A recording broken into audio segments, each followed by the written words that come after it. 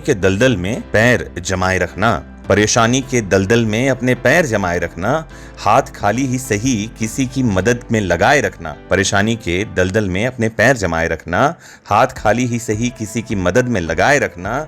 और कौन कहता है छलनी में पानी रुक नहीं सकता, बर्फ जमने तक हौसला बनाए रखना। तो एक बार ऐसा हुआ कि 8 साल का एक बच्चा 1 रुपए का सिक्का मुट्ठी में लेकर एक दुकान पर जाकर पूछने लगा, क्या आपकी दुकान में ईश्वर मिलेंगे? दुकानदार ने यह बात सुनकर सिक्का नीचे फेंक दिया और बच्चे को डांटते हुए बाहर निकाल दिया। कहता है, पागल हो गया है क्या? वह बच्चा बारी बारी हर एक दुकान में जाता, चुपचाप से 1 रुपए का सिक्का निकाल कर खड़ा रहता और पूछता कि क्या आपकी दुकान में ईश्वर मिलेंगे? लेकिन उस अबोध बालक ने हार नहीं मानी, जबकि लगातार दुकानदार उसे डांट कर दुकान से भगाते रहे। एक दुकान से दूसरी दुकान, दूसरे से तीसरी, ऐसा करते करते कई दुकानों के चक्कर काटने के बाद एक बूढ़े दुकानदार के पास वह पहुंचा।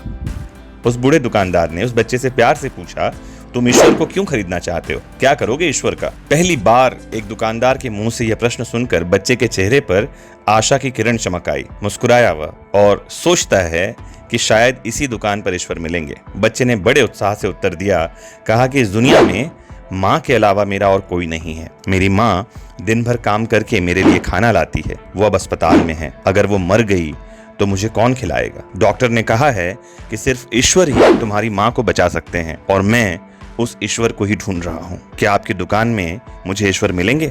दुकानदार ने कहा, हाँ मिलेंगे, लेकिन बताओ कितने पैसे हैं तुम्हारे पास? उसने कहा, सिर्फ 1 रुपए। दुकानदार ने कहा, कोई दिक्कत नहीं है, मैं 1 रुपए में ही तुम्हें ईश्वर देता हूँ। दुकानदार ने बच्चे के हाथ से 1 रुपए लिए और उससे 1 गिलास पानी पिलाया और पानी पिलाने के बाद कहा, जाओ अब तुम्हारी माँ ठीक हो जाएगी, ईश्वर उसे बचा लेंगे। अगले दिन कुछ मेडिकल स्पेशलिस्ट उस अस्पताल में आए।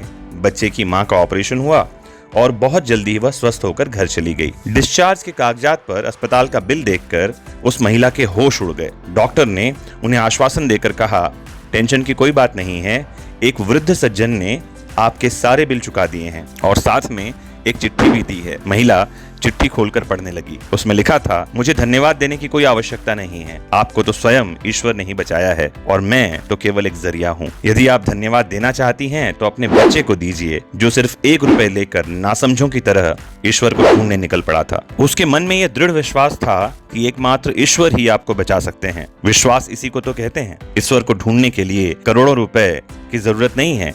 यदि मन में अटूट विश्वास हो तो वो 1 रुपए में भी मिल सकते हैं। दोस्तों, इस कहानी से हमें बस यही समझने के लिए मिलता है कि ईश्वर कहाँ है। वो आप में है, वो मुझ में है, वो हम सब में है। हाथ बढ़ाइए किसी की मदद के लिए, कौन जाने उसके ईश्वर आप ही हों। मोटिवेटेड